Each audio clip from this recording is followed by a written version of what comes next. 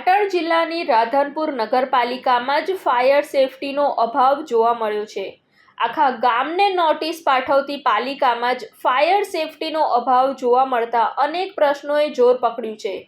રાધનપુર શહેરમાં ગઈકાલે જ મારુતિ પ્લાઝા શોપિંગ સેન્ટર ખાતે ફાયર સુવિધાનો અભાવ જોવા મળ્યો હતો, જે સમાચાર TV9 ગુજરાત દ્વારા પ્રસિદ્ધ કરતા હજુ એક જ દિવસ થયો છે ત્યારે ફરી વધુ એક મામલો ફાયર સેફટીને લઈ સામે આવ્યો છે।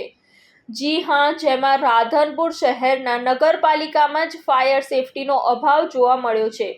આખા ગામને નોટિસ પાઠવતી પાલિકામાં જ ફાયર સેફટીનો અભાવ જોવા મળતા આશ્ચર્ય જોવા મળ્યું છે। રાધનપુર પાલિકા જે 2 માળની કચેરી છે, જ્યાં મોટી સંખ્યામાં લોકોની અવરજવર રહેતી હોય છે। લોકોને ફાયર સેફટીના નિયમો લાગુ કરાવતી ખુદ રાધનપુરની નગરપાલિકામાં જ ફાયર સેફટીના નિયમોનું ઉલ્લંઘન જોવા મળ્યું છે। નગરપાલિકામાં જ અગ્નિશામક બોટલ નથી અથવા તો 1-2 બોટલથી કોઈ આગ કાબૂમાં આવવાની નથી, ત્યારે પાલિકામાં ચોક્કસપણે ફાયર સેફટીનો અભાવ જોવા મળ્યો છે। તો હવે સવાલ એ થઈ રહ્યો છે કે આ પાલિકાને નોટિસ કોણ આપશે? નગરપાલિકાના અડીને આવેલ કોમ્પ્લેક્સમાં 100થી વધુ દુકાનો આવેલ છે, ત્યારે અહીંયા પણ ફાયર સેફટી ન હોવાનું જોવા મળ્યું છે।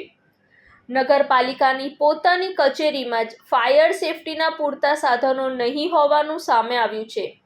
2 માળની કચેરીમાં લોકોની અવરજવર હોવા છતાં અહીં ફાયર એક્સટિંગ્વિશરની સુવિધાનો અભાવ જોવા મળ્યો છે।